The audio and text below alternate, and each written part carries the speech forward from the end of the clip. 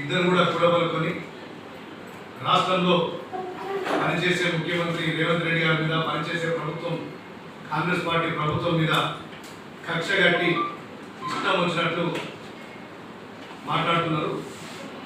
మొన్న జరిగిన అసెంబ్లీ ఎన్నికలు కానీ, లోక్సభ ఎన్నికల్లో కానీ ప్రజలు బుద్ధి చెప్పినా కూడా ఈ రెండు పార్టీలకు చెందినటువంటి నాయకులు కేటీఆర్ కానీ, హరీష్ రావు కానీ, బీజేపీ చెందిన ఈటల రాజేందర్ నోటికి ఎంత దొరికితే అంత ఇష్టం వచ్చినట్టు మాట్లాడుతున్నారు.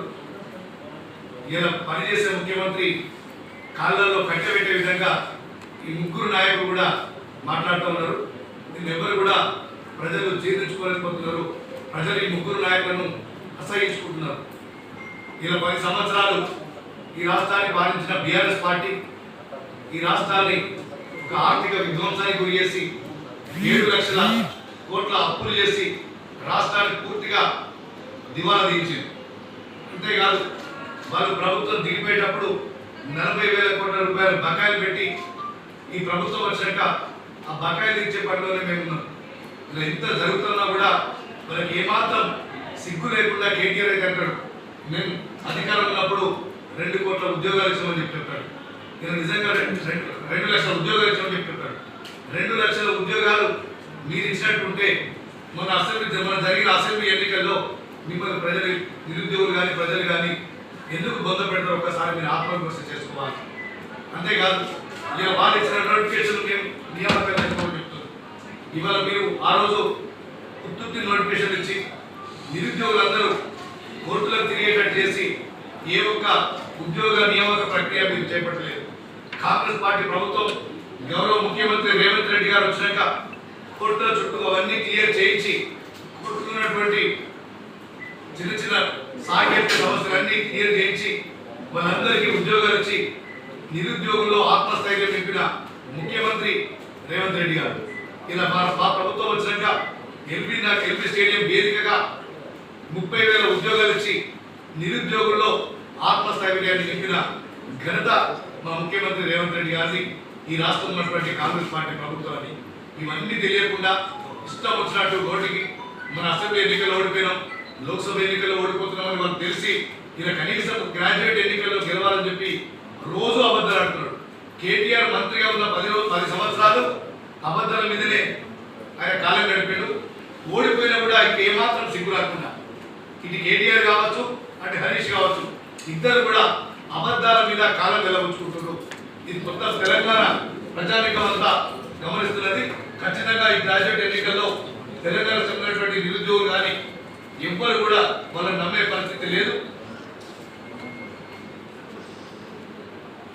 వచ్చే గ్రాడ్యుయేట్ ఎన్నికల్లో కాంగ్రెస్ పార్టీ అభ్యర్థికి పెద్ద ఎత్తున పట్టం కట్టబోతున్నది చాలా సుస్పష్టం. ఇంకో ఆయన ఈటల రాజేందర్ బీజేపీ చెందినటువంటి నాయకుడు అంటాడు, బీజేపీ పోయే ముందు ముఖ్యమంత్రి కానీ కలలు కానీ 2 చోట్ల అసెంబ్లీ ఎన్నికల్లో 2 స్థానాల్లో ఓడిపోయి ఇప్పుడు మనం పోటీ చేసిన మల్కాజ్గిరి స్థానంలో కూడా ఓడిపోతుందని చెప్పి ముఖ్యమంత్రి గారి మీద వ్యక్తిగతంగా విమర్శలు తింటున్నాడు. ఆప్రాల్ గాడి అని విమర్శిస్తున్నాడు.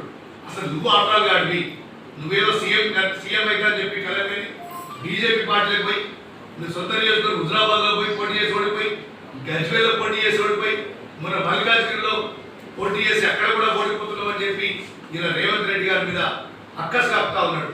ఇలా ఆర్ఆర్ ట్యాక్స్ అని చెప్పి ఇలా పర్ స్క్వేర్ ఫీట్ 75 రూపీస్ వసూలు చేస్తున్నారని చెప్పి ఇలా అన్ని అబద్ధాలు మాట్లాడుతున్నాడు ఈటల రాజేందర్ గారు.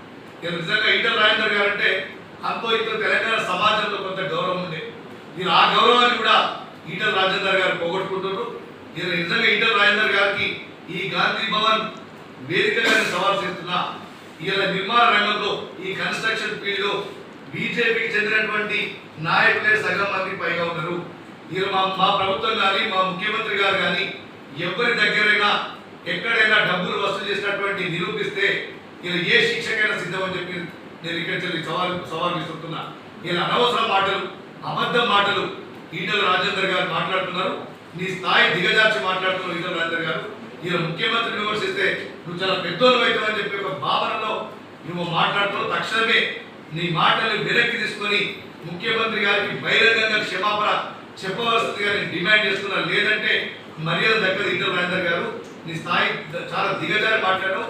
ఇప్పటికైనా నీ మాటలు వెనక్కి తీసుకొని ముఖ్యమంత్రి రేవంత్ రెడ్డి గారికి బహిరంగంగా క్షమాపణ చెప్పవలసిన డిమాండ్ చేస్తున్నా.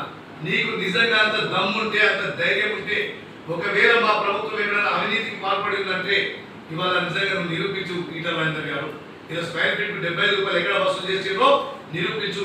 నీ దగ్గర ఈడీ ఉంది, సిబిఐ ఉంది, ఇన్కమ్ ట్యాక్స్ డిపార్ట్మెంట్ ఉంది. ఈ రాష్ట్రంలో, ఈ దేశంలో ఎన్నో రాష్ట్ర ప్రభుత్వాలను పడగొట్టినటువంటి చరిత్ర ఇలా బీజేపీ పార్టీ ఉంది కదా. ఇలా నిజంగా నీకు దమ్ముంటే ఈడీని కానీ, సిబిఐని కానీ, ఐటీని కానీ మా మీద ప్రయోగించి ఇలా నువ్వు చేస్తున్న ఆరోపణల మీద నీకు చిత్తశుద్ధిగా నిరూపించుకో. పిచ్చి పిచ్చి మాట్లాడితే బాగుంటుంది. కాంగ్రెస్ పార్టీ శ్రేణులు కానీ, తెలంగాణ ప్రజానికం కానీ ఎవ్వరు కూడా చూస్తూ ఊరుకోరు. తస్మాత్ జాగ్రత్త బిడ్డ. ఇలా ఈటల రాజేందర్ గారు మరొకటి రేవంత్ రెడ్డి గారి మీద ధాన్యం కొనుగోలను పక్కకు పెట్టి నాయకులను కొనుగోలు చేసే ప్రక్రియ మొదలు పెట్టారు. ఇక్కడ మీకు సిగ్గుందా? ధాన్యం కొనుగోలు మీద నేను అత్యవసరంగా క్యాబినెట్ భేటీ పెట్టి ఇలా ఎలక్షన్ కోడ్ ఉన్నప్పటికీ కూడా ఈసీ తోటి పర్మిషన్ తీసుకొని ఇలా ధాన్యం కొనుగోలు సంబంధించి రైతుల మీద చిత్తశుద్ధి ఉన్న ఏకైక ప్రభుత్వం ఈ రాష్ట్రంలో రేవంత్ రెడ్డి గారి నాయకత్వం ఉన్నటువంటి కాంగ్రెస్ పార్టీ ప్రభుత్వం. ఇప్పటికీ 80% పైగా ధాన్యం కొనుగోలు ఈ రాష్ట్రంలో జరిగింది. మిగతా 20% కూడా వర్షాలు పడక ముందే ఏ ఒక్క రైతుకు అన్యాయం జరగకుండా ప్రతి చివరి ధాన్యం కింద వరకు కొంటామని చెప్పి ఇలా ముఖ్యమంత్రి గారు నిన్న సెక్రటేరియట్ నుంచి, మంత్రివర్గ సమావేశం నుంచి అన్ని కలెక్టర్లకు ఆదేశాలు ఇవ్వడం జరిగింది. ఇది రైతుల పట్ల మా చిత్తశుద్ధి ఉన్నది. ఇలా నిజంగా ఈ నాయకులను కొనుగోలు చేసే ప్రక్రియ, ప్రభుత్వాలను కూలగొట్టే ప్రక్రియ చేస్తున్న ఏకైక పార్టీ భారతీయ జనతా పార్టీ. ఈ దేశంలో ఎక్కడ లేని విధంగా చేరికల కమిటీ చైర్మన్ అనే ఒక పదవి క్రియేట్ చేసి ఇలా ఇతర పార్టీలకు చెందినటువంటి నాయకులను మీ పార్టీలకు తిప్పుకోవడానికి చేరికల కమిటీ చైర్మన్ ఒక పదవిని క్రియేట్ చేసుకొని ఆ పదవిని అనుభవిస్తుంది నువ్వు. ఇలా నిజంగా నీకు దాని గురించి మాట్లాడే నైతిక హక్కు లేదని చెప్పి నేను చేస్తున్నా. ఇప్పటికైనా ఇలా టీఆర్ఎస్ నాయకులు కానీ, బీజేపీ నాయకులు కానీ మన అసెంబ్లీ ఎన్నికల్లో మిమ్మల్ని తిరస్కరించారు. ఇప్పుడు మన జరిగిన లోక్సభ ఎన్నికల్లో మిమ్మల్ని తిరస్కరించబోతున్నారు. ఇప్పటికైనా బాధ్యత గల ప్రతిపక్షంగా ఉండి ఇలా ప్రభుత్వానికి సలహాలు ఇవ్వాలి. బాధ్యత గల ప్రతిపక్షంగా ఉండి ప్రజల సమస్యలను ప్రభుత్వం దృష్టికి తీసుకురావాల్సి పోయి వీళ్ళు ఇష్టం ఉన్నట్టు మాట్లాడి ఇంకా మేము అధికారంలో ఉన్నామని భావన తొలగించుకొని ఇలా కనీసం కళ్ళు గతంలో మీ నెత్తికెక్కి ఆ కళ్ళు ఇప్పటికైనా ఇంటికి దించుకొని ఇలా ప్రజా సమస్యలను చూడండి. ఇలా పనిచేస్తున్న ప్రభుత్వానికి కాళ్ళల్లో కట్టెలు పెట్టకుండా సహకరించాలని చెప్పి మేము విజ్ఞప్తి చేస్తున్నాం. లేని పక్షంలో మేము ఎవ్వరం కూడా ఖాళీ లేము. మీరు 2 మాట్లాడితే మేము 4 మాట్లాడే శక్తి మాకుంది. ఇలా ఈ రాష్ట్ర ప్రజలు మమ్మల్ని 65 మంది శాసనసభ్యులు గెలిపించారు. మీకు ఏ విధంగా సమాధానం చెప్పాలో మాకు తెలుసు. మేము కూడా అందరం చదువుకున్నమే. నువ్వు ఎక్కడ చదువుకున్నావు అంతకంటే ఎక్కువ మేము చదువుకున్న ఉస్మానియా లాంటి ప్రతిష్టాత్మకమైన యూనివర్సిటీలో మేము చదువుకొని పిహెచ్డీ చేసుకుంటాం. మాకు కూడా ఎందుకంటే ఒక సంస్కారం ఉంది, మాకు ఒక భాష మీద పట్టుంది. ఆ భాషను పరిమిత భాషలో మాట్లాడితే బాగుంటుందని చెప్పి ఇన్నాళ్ళు మేము ఊరుకుంటున్నాం. లేకపోతే మీరు మాట్లాడిన దానికి 10 మాట్లాడితే శక్తి ఉంది, సామర్థ్యం ఉంది. ఇప్పటికైనా ఇటు కేటీఆర్ కావచ్చు, ఈటల రాజేందర్ కావచ్చు, హరీష్ రావు కావచ్చు, ఇప్పటికైనా భాషను అదుపులో పెట్టుకోండి. ఇలా పనిచేస్తున్న ప్రభుత్వానికి సహకరించండి. ఈ రాష్ట్రంలో, ఈ దేశంలో ఎక్కడ చేయకుండా మేము వచ్చిన కొద్ది నెలల్లోనే మేము ప్రజలకు ఇచ్చినటువంటి అనేకమైనటువంటి హామీలు నెరవేర్చడం. ఆగస్టు 15 లోపల రుణమాఫీ మీద కూడా చాలా స్పష్టంగా చెప్పి ముఖ్యమంత్రి రేవంత్ రెడ్డి గారు 2 లక్షల రుణమాఫీ కూడా చేయబోతున్నామని చెప్పి చాలా స్పష్టంగా చెప్పినటువంటి ఏకైక ముఖ్యమంత్రి రేవంత్ రెడ్డి గారు ఇవాళ ప్రజలు పూర్తి స్థాయిలో మాకు సహకరిస్తున్నారు. ఒకవేళ ప్రజాభిప్రాయానికి మీరు కనుక విరుద్ధంగా వ్యవహరిస్తే ప్రజలు మీకు బుద్ధి చెప్తారు.